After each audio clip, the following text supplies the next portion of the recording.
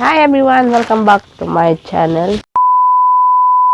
So, mag-unboxing tayo ng treatment sa buhok. Kasi itong buhok ko, di pwedeng walang treatment. Mas okay pang may treatment kaysa shampoo kasi sobra siyang dry. Pag shampoo lang, hirap siyang suklayin. So, nag-order na naman ako sa TikTok, guys.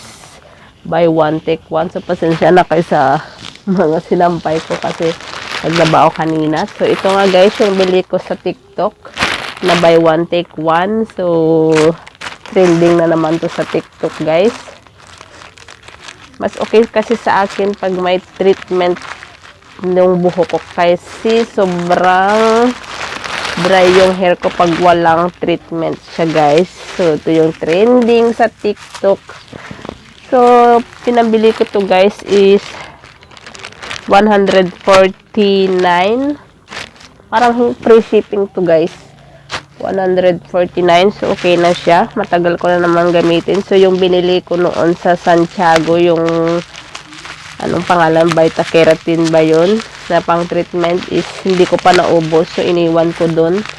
So, chinat ko si Rachel na kunin niya yung sobra ko dun kasi nga, sayang din lang naman kung hindi magamit. So, ito siya, guys. 500 gram na siya. Ito. So, okay na rin siya. Sentinel or Sentinel. Kung treatment ba to? So, ito dalawa siya. Buy one, take one na. So, bili na kayo, guys, sa mga dry hair dyan. So, itry natin. May expired siya sa 2026. Made in Korea to siya, guys. Korea imported ingredients. So, ang nakasulat dito is Korean. So, pwedeng i-translate to sa sa Tagalog. Pwede siya, guys. Meron akong video na how to translate to. So, ipipicturan ko mamaya, ito-translate ko kung ano yung direction nito kasi ang nakakalagay is Korean. So, ito yung bagong trending sa TikTok. So, ito try natin. Try nga itong buhok ko, guys.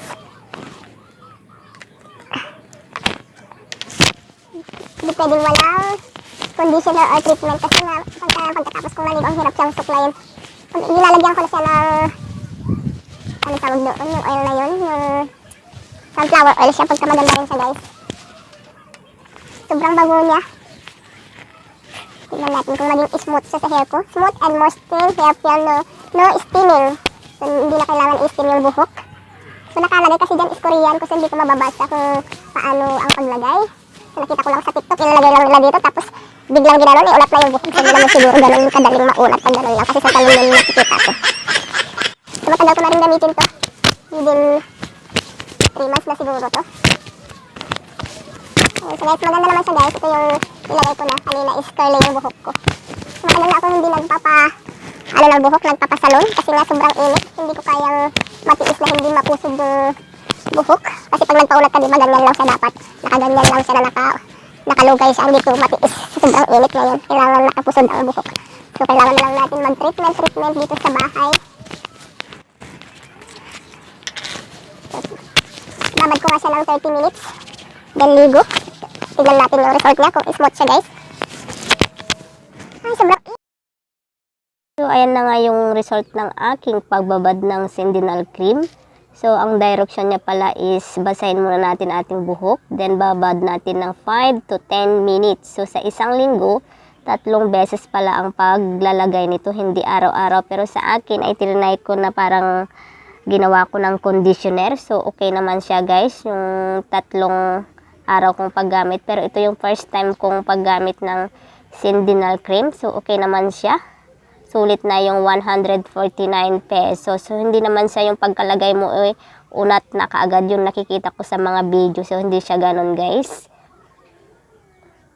So, ayan na nga, guys, yung after 3 days kong paglalagay ng ng Sentinel cream, ginawa ko ng conditioner.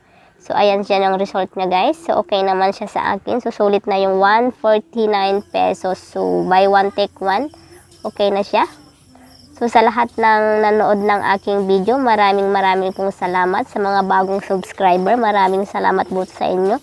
So, bili na kayo. Sa TikTok ko binili guys. Buy one, take one, 149 pesos. See you next time again. Bye-bye. Thank you and God bless.